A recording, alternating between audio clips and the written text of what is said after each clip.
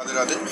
प्रभु जी, जब से आपका दर्शन व सत्संग मिला है, आपका सानिध्य प्राप्त हुआ है, तभी से जीने का तरीका ही चेंज हो गया है। प्रभु, जब राजा परीक्षित जैसे ज्ञानी प्राणी इस काल के जाल में नहीं बच पाए, तो हम जैसे अधम प्राणी बच जाएंगे। किसका प्रश्न है?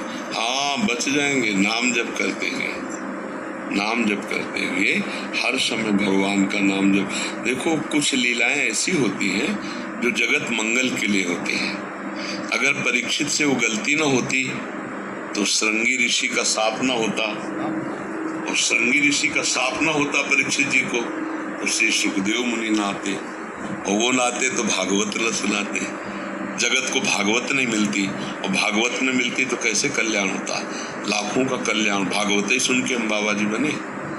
हमारे बड़े भ्राता 30 मिनट शाम के रोज भागवत सुनाते थे, तो बाल्यावस्था में वही सुनकर लड़े। जीवन का लक्ष्य भगवान की प्राप्ति, भाग पड़े।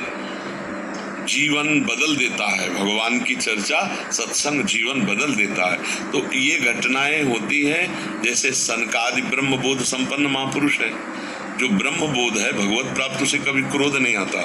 लेकिन जय विजय ने वैकुंठ में रोक दिया, उनको क्रोध आ गया ना सनकादि को। तो शायद तुम ये कथा न जानते हो, तो सनकादि को क्रोध आ गया, उन्होंने साप दे दिया, जाओ 3 जन तक दैत्य बनो, क्योंकि भगवान की लीला होनी है। भगवान का रामावतार, भगवान का कृष्णावतार, भगवान का वाराह नरसिंह अवतार, ये अवतार उससे होने। तो बड़े महापुरुषों के द्वारा जो कुछ होता है वो जगत मंगल के लिए होता है। परीक्षित जी के द्वारा जो घटना घटी वो सारे जगत मंगल के लिए, श्रीमद् भागवत का जो हम जीवों को पान करने को मिल रहा है वो परीक्षित जी की कृपा से मिल रहा है। अगर वो लीला ना बनी होती तो हमें भागवत सुनने को ना मिलती। भागवत भगवान के चरित्र हमारे जीवन को पवित्र करके भगवान की प्राप्ति कराते हैं। समझ पा रहे ना बच्चा? वहां ऐसा नहीं कि परीक्षित जी को कलिकाल ने परास्त कर दिया, शरण में गिरा था। आप सुने हो चरित्र? परीक्षित जी के चरणों में गिरा था कलयुग, और कहा मैं शरण में हूं। तब उन्होंने 5 स्थान दिए थे: शराब पीने वाला, पराई स्त्री से व्यभिचार करने वाला, जुआ खेलने वाला, हिंसा मांस खाने वाला और स्वर्ण चोरी करने वाला। 5 स्थानों में कलयुग का वास बताया है। अगर इन 5 में से किसी एक का भी संग हुआ तो कलयुग अपना प्रभाव दिखा देगा।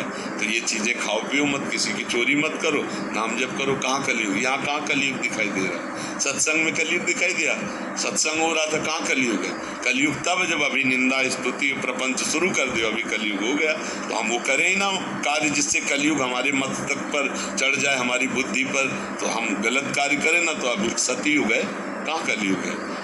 भगवान का नाम जप कर रहे हैं, धर्म पूर्वक कमा के खा रहे हैं, दूसरों की सेवा करें, कहाँ कलयुग है? अब जो पापाचरण कर रहे हैं, भगवान से विमुख है, तो कलयुग तो है ही है। परीक्षित जी को कलयुग छू भी नहीं सकता। ये लीला इसलिए हुई हम लोगों का परम कल्याण करने के लिए। जिनको गर्भ में ही भगवान का साक्षात्कार हो गया, उनको कलयुग क्या कर सकता है? समझ रहे ला? परीक्षित जी को तो गर्भ में ही भगवान के दर्शन हो गए थे। जब ब्रह्मास्त्र अश्वत्थामा ने संधान के, देखो कितनी मूर्खता हो गई अश्वत्थामा। एक गर्भस्थ बालक को मारने के लिए ब्रह्मास्त्र का संधान कर दिया।